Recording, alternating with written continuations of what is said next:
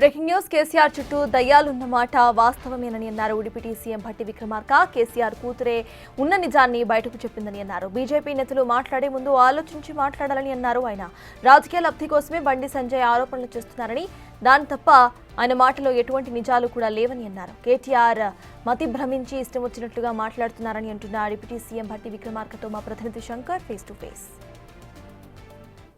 ప్రస్తుతం మనతో deputy CM Bhatti Vikramarka గారు ఉన్నారు. ఆయనతో మాట్లాడదాం. సార్, కవిత రాసిన లేఖ సంచలనంగా మారింది. ఆ లేఖను ఎట్లా చూస్తారు?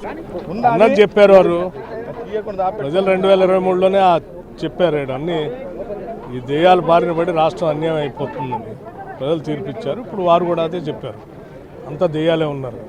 సార్, ఒకవైపు కవిత రాసిన లేఖ కాంగ్రెస్ వదిన బాణం అంటూ కూడా కేంద్ర మంత్రి బండి సంజయ్ సైతం కూడా అంటున్నారు. దాన్ని ఎట్లా చూస్తారు సార్?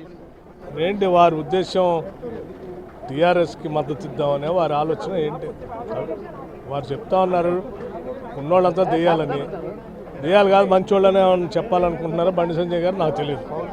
సార్, ఓవరాల్గా నిన్న కేటీఆర్ మాట్లాడిన మాటలు కూడా చూస్తున్నాం. నిన్న ముఖ్యమంత్రి రేవంత్ రెడ్డి గారిని కూడా రాజీనామా చేయాలంటూ కూడా ఆయన మాట్లాడుతున్నాడు. దీన్ని కుటుంబ సమస్యలాగా చూడాలా, రాజకీయ కోణంలో ఎట్లా చూస్తారు సార్?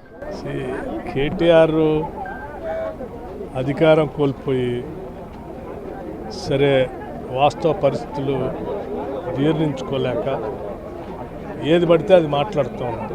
ప్రజలు గమనిస్తూ ఉన్నారు. పద్ధతి కాదు, నోటుకొచ్చినట్టు మాట్లాడుతున్నారు. చూస్తున్నాం. మొత్తంగా ఎలా పడితే ఎలా మాట్లాడినా కూడా ప్రజలు ప్రతి ఒక్కటి చూస్తున్నారు.